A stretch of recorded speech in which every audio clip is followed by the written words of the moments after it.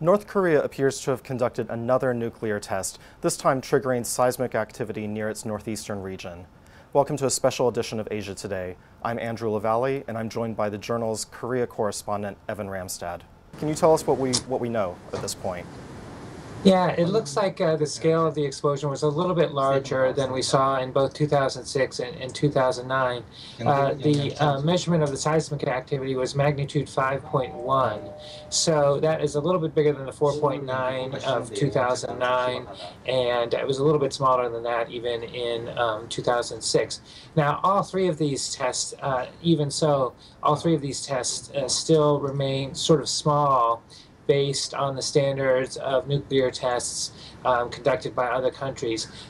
Just by frame of reference, the first explosion by the United States in 1945 was about 18 to 20 kilotons. Today's explosion may have been in kind of the 6 to 7 to 10 kiloton range, so about half the size of what the U.S. first explosion was back in 1945. And this is something that North Korea had said it was working on and implied that this was some sort of special test. Is that right? Yeah, this is probably, we've been thinking this was possible for many months now. Starting about a year ago, when North Korea in March of 2012 said that it was planning to do a rocket launch in April.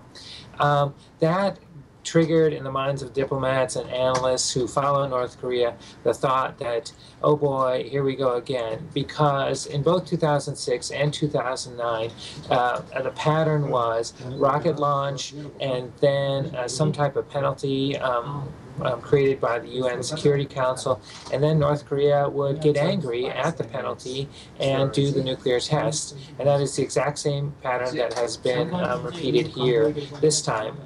Of course, we know that in April last year, that rocket launch didn't work. It failed just a minute or so after it took off, but in December they had a successful rocket launch. And then the UN Security Council penalized them, and for about the last 3 weeks or so, we've had a series of statements of escalating rhetoric and invective promising that this type of explosion was on the way. What kind of response can we expect to hear from South Korea and the U.S. at this point? Well, of course, we know that the UN Security Council is going to meet urgently on Tuesday morning U.S. time, so that'll be in the evening here, Asia time. And that is probably where most of the diplomatic discussion and action will occur. It may be that individual countries, again, review the sanctions that they have imposed on Pyongyang and decide to escalate some of them. But that will be where most of the diplomatic activity occurs. I think one of the interesting things to consider is, what does North Korea do now?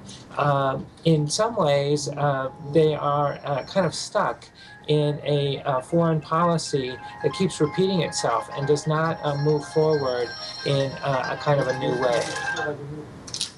And I know that we won't be able to find out all of these details immediately, but when can we find out more about what kind of explosion this was?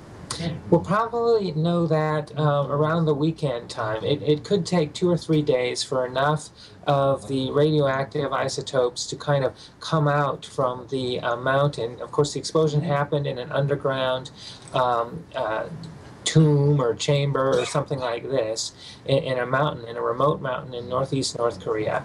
And it will take some time for the isotopes to kind of come out and be detectable by monitoring stations here in South Korea, in Japan, in China, and in some ships that are at sea as well.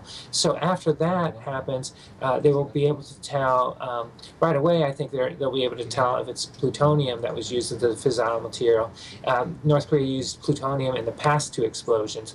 What people are really curious to find out is if they use plutonium this time, or if they use the newer material that they have been involved in researching, and that is enriched uranium. So that'll be the real interesting moment, probably coming up around Saturday or Sunday or sometime next week. All right. Evan, I know you'll be following these developments closely in the days ahead. Thanks very much for joining us. Welcome.